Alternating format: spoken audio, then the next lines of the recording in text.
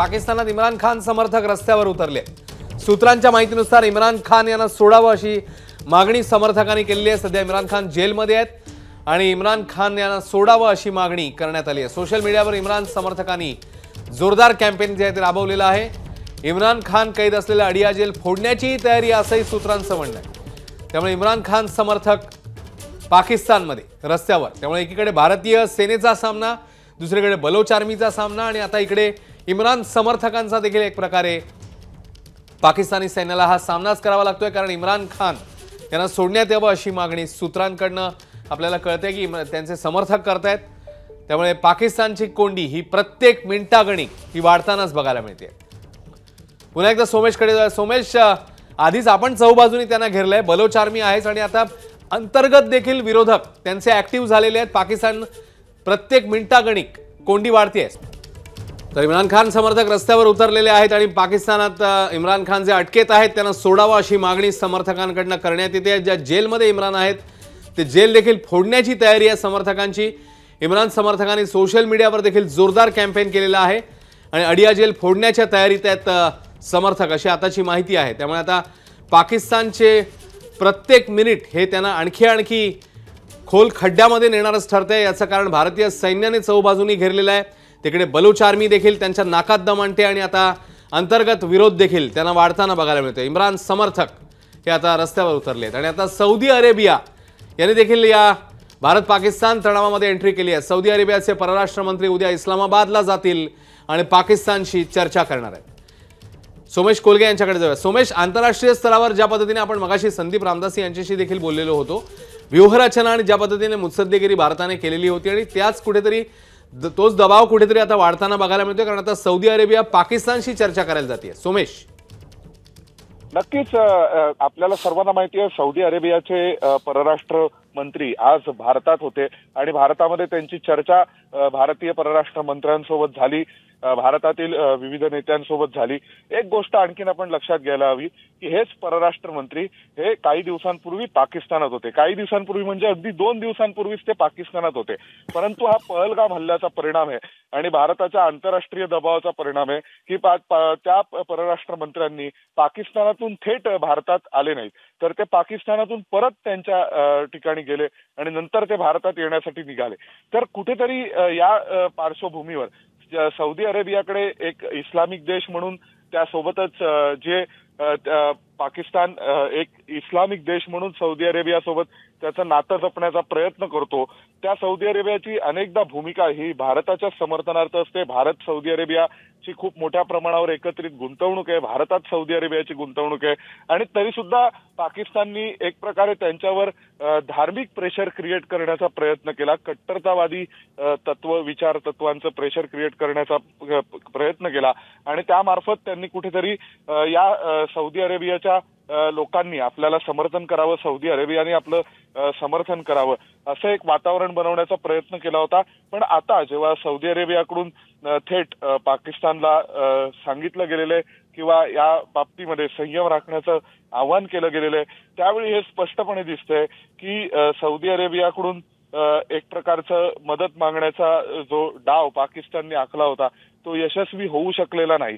आणि दरवेळी तसं बघायला गेलं तर पाकिस्तानमधले हे वेगवेगळे सत्ता प्रवाह एकमेकांच्या विरोधामध्ये होते, कायम होते, परंतु पाकिस्ताननी कधी ना कधीतरी युद्ध, त्यानंतर भारताविरोधातलं युद्ध, धार्मिक कट्टरतावाद, त्यानंतर मग भारताचा द्वेष, इतर धर्मियांचा द्वेष, या सगळ्याच्या आधारे कसंबसं हे पाकिस्तान हा देश एकत्र ठेवला।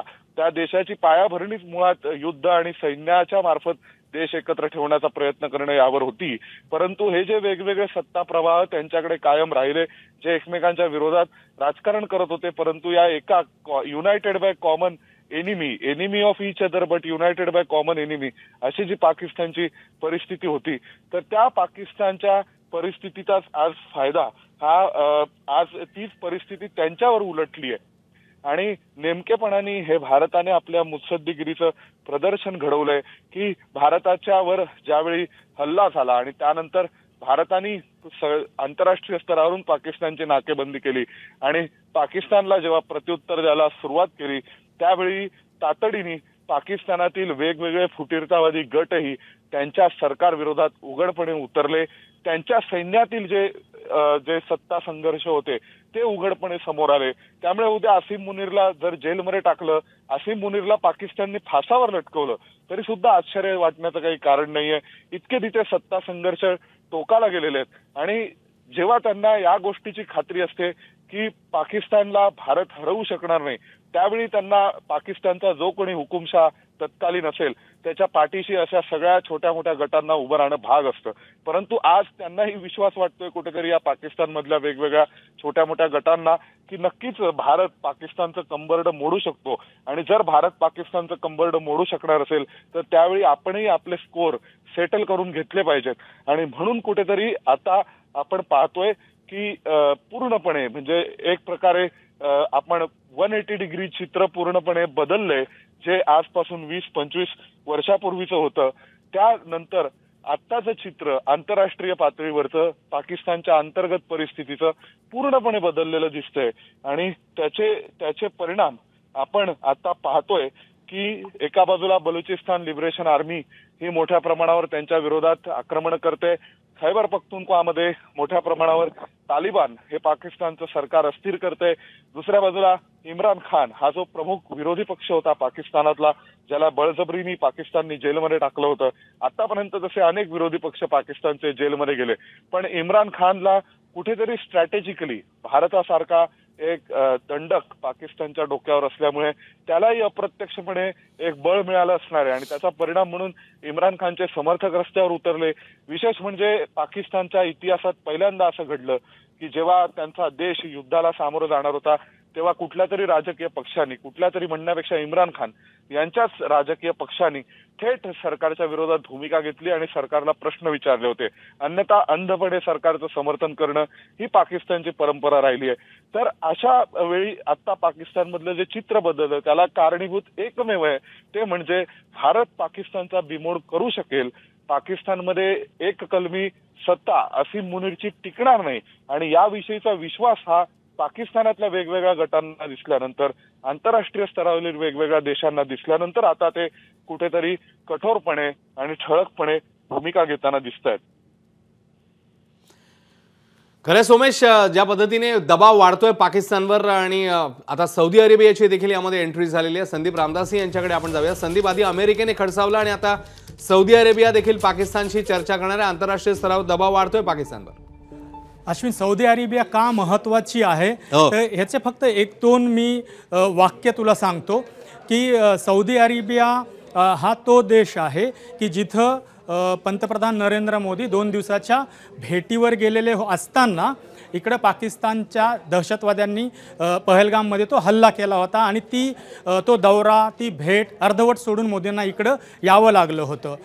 नरेंद्र मोदी हे तिथं याच्या आधीही 2-3 वेळा गेलेले आहेत, पण यावेळीस ते गेले होते जेदाला, म्हणजे याच्या आधी ते जायचे ते रियाधला जायचे, म्हणजे जिला आपण पॉलिटिकल किंवा कॅपिटल म्हणतो सौदी अरेबियाचे तिथे।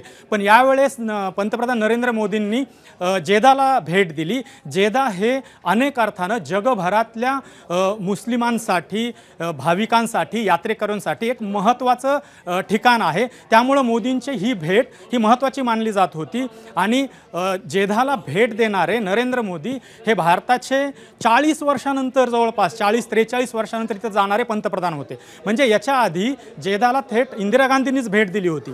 तर त्यामुळं अशा सगळ्या परिस्थिती असताना सौदी अरेबियासोबत भारताचे अत्यंत चांगले इक्वेशन्स गेले 5-10 वर्ष झालेले असताना आणि नरेंद्र मोदींची आणि मोहम्मद बिन सलमान यांचे संबंध ते कायम सांगत असतात का किती चांगले आहेत। तर या सगळ्या पार्श्वभूमीमुळं सौदी अरेबियासोबत आपण गेले 5-10 वर्ष ज्या पद्धतीचे करार करतो आहोत, ज्या पद्धतीनं पुढं जातो आहोत संरक्षणमध्ये, ऊर्जामध्ये, इंधनाच्या क्षेत्रामध्ये, तर ते बघता सौदी अरेबिया आपल्यासाठी पण महत्त्वाचं आहे आणि जगानं तर त्यांचं महत्त्व मान्य केलेलंच आहे।